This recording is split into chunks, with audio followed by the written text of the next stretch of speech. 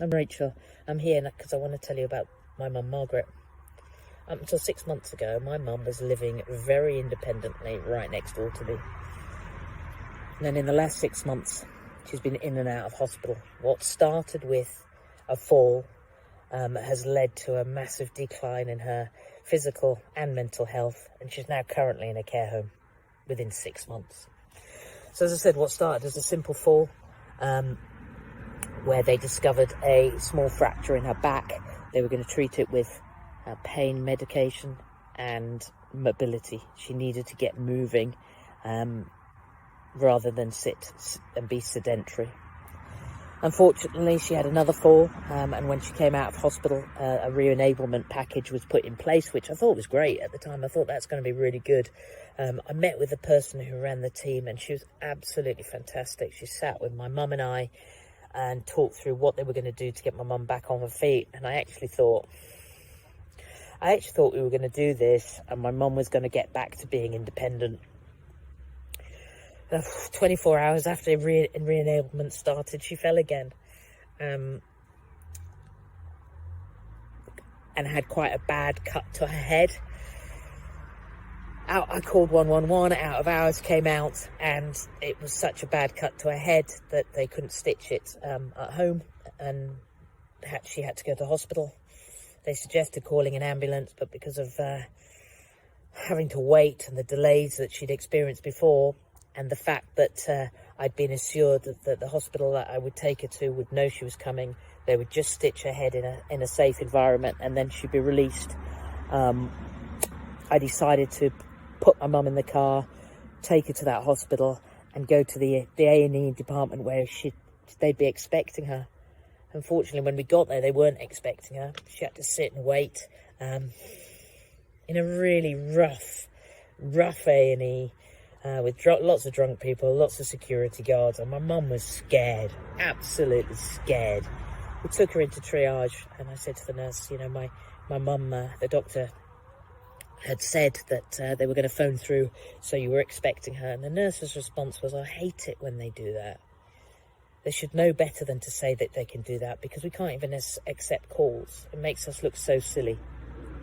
So no one was prepared for my mum arriving, and she ended up spending 26 hours in that hospital and actually having a full assessment from head to toe, because they didn't have her notes from her other stay in hospital, because she was in 2 different locations. There was no communication between the 2 departments, and she came out with a boot on her foot because she'd had a fracture to her foot and stitches in her head.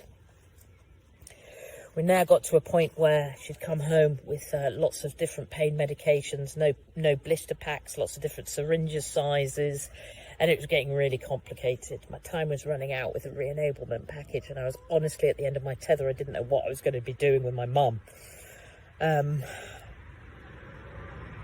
She was having up to 11 visits a day with re-enablement, physio, friends and family, and we were still unable to cope. I managed to eventually get a hold of my GP, or her GP, who was challenging enough to get a hold of, because the reception's response was, is it an emergency? Well, no, it wasn't. If not, you need to make an appointment. Okay, I'll make an appointment. But then they were questioning who was I to be making an appointment to talk about my mum. I managed to get through to a locum who I probably cried down the phone to, actually. And they were really helpful to me and said, we need to get your mum back into a hospital, and we'll get her a community bed. On one of the trips to hospital, the ambulance crew asked me to follow behind in the car and to meet them there. And they said to me, when you get there, just look for 2468. I didn't really know what they meant. I was like, what do you mean? They said, well, park your car and then find ambulance 2468. It wasn't the number, it was something like that. And I parked the car, and I drove, driving there, I didn't really understand what was going to be happening when I got there. And I parked the car and walked over towards A&E, and there were at least 25 ambulances sat outside. And I knew the numbers on the back, so I searched and I looked, and I found that ambulance and banged on the back of the door. And as I got there, my mum was having a panic attack, and the paramedics were in the back of the ambulance with her. She was so frightened, and so was I. I think we sat there for hours talking and trying to calm my mum down. She just kept saying she was so tired and she was so panicky. I actually thought she was going to give up. I thought my mum was going to die in the back of that ambulance. The crew said that was kind of normal. People came in to do assessments on her to make sure she was okay, and they were very friendly. But the crew said that often they can start a shout or start their shift, do one job, and end up just waiting for the entire shift. I really thought my mum was going to die in the back of that ambulance, and I was frightened for her. And I was frightened for me. So my mum went back into hospital, and we were waiting to get her a community bed, and the place she was in was awful. It can only be it's like a holding pen of people waiting to go into community facilities. It was dirty. When I went to visit, I had to take wet pads off the windowsill. Her bed wasn't clean. I had to ask the nurses to take the stitches out of her head from her previous fall. They said they couldn't because no one had told them to do it. My mum was frightened and scared, and it was a horrible ward. And there was a lady in the bed next to her who was blind that I would talk to. She said, "I'm blind, but I'm not deaf." And I thought that was just horrible, because people were talking across her. The standard of care in there was really poor. I was looking at, on my own to find my mum a care home, because clearly I was scared for her health in this hospital. I was scared waiting for a community bed, and it was never coming. One minute they had a bed in a local place to me about 30 minutes away, and the next minute it was a place an hour and a half away. I finally managed to find a care home, which was it's kind of another story, myself off my own back, and I booked my mum in. They asked me a lot of questions. I went to see it. It was the cleanest one out of the bunch that I saw. It was the friendliest one out of the ones that I saw, and I wrote the check and she was in. And when I've told the community hospital that I had found her a bed, it was like everybody sprung into action. I had to wait a bit of time until I could get her into the care home. It was another 2 weeks. So she moved from the horrible part of the hospital into a community hospital, which was an hour away from me, which was even more depressing. The clocks on the wall were on the wrong time. The calendar on the wall was on the wrong date. And I had to keep telling the staff, or asking the staff to change it for me, because it was messing with my head, let alone with the people that were in there. 3 times my mum was booked to move from the community hospital to her care home. 3 times the transport didn't turn up. And the people would tell me that kind of always happened. It's a really hard story to tell, because I just want my mum safe. I just wanted my mum back on her feet. I just wanted someone to talk to her and to communicate with her as a person, as not a number. There were mixed messages. In fact, there were no messages between social services, the GP, the community hospital, and, the main hospital. Biggest mistake I made, not that I knew that I was making a mistake, was that she went to 2 different hospitals. I had no idea that there was no system in place to share notes. 6 months ago, she was independent. And I think the circumstances and everything that's happened has led to her being now in a residential home where she's now 38 kilos. She's lost a tooth. I can't get a dentist out to visit her. It seems to be a very difficult thing to do. I don't know why. And I can't get a respect form. Everyone's talking to me about, have I got a respect form? And I'm trying really hard to get a respect form, and I don't know how to do that. Let's treat people as people and not as numbers.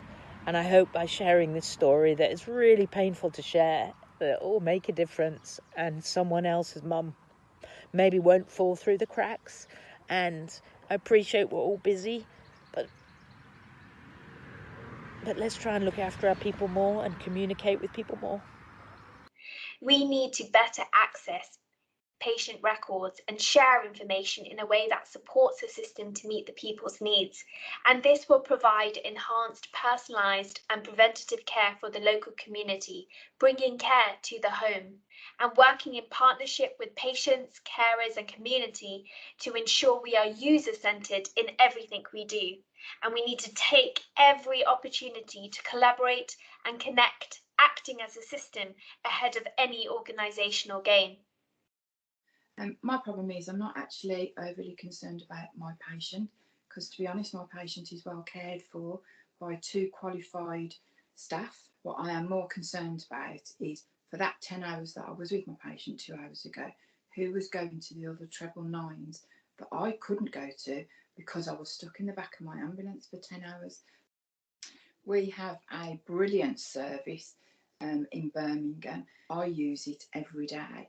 There is an office. In that office, you have a consultant, a nurse, maybe a physio, maybe an occupational therapist. I can make a phone call to this Opal. I can give a handover. They can look at my observations. I can even send them an ECG. Every time I've used Opal, because they've got different accesses that I have within their hospital, within district nurses and GPs going out and access that I haven't got. Every time I've used Opal, it has actually prevented me from taking my patient to hospital. Communication is key to effective healthcare. And by that, I don't mean just communication within a department or within an acute trust, but communication across the whole healthcare sector is vital to good patient care. Communication between acute trusts and some aspects of primary care and social care need addressing. This particular case highlights 3 challenges that the emergency department faces in patient care. The first one of these is communication. Allied to that is the second, which is managing expectation.